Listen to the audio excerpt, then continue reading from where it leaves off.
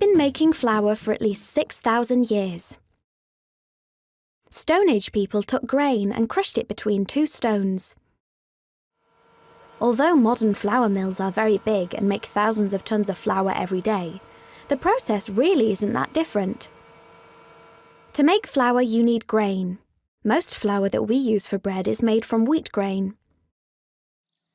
We grow over 16 million tons of wheat in the UK. It's usually planted in the autumn, and it grows throughout winter, spring and summer, ready for harvest in August.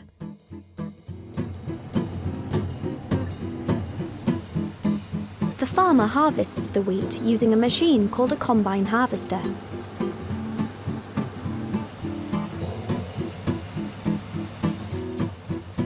Then the grain is taken to the mill, ready to be ground into flour.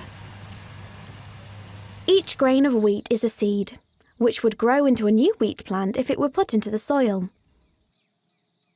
The grain has three parts: the bran, which is the outside skin, the endosperm, which is the food store of the grain, and the wheat germ, which is the part of the grain that grows into a new plant if the grain germinates.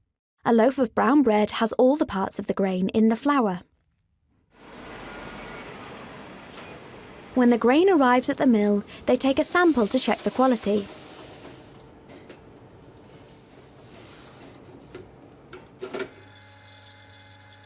If the grain passes the test, it's unloaded into the mill's storage area.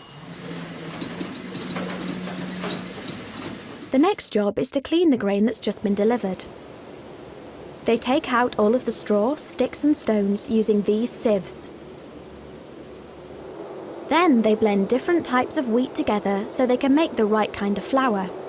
This is called gristing.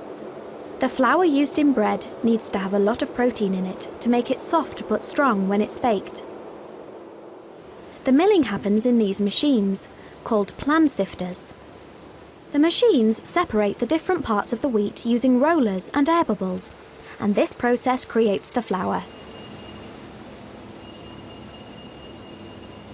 The ground flour is then tested and checked for quality.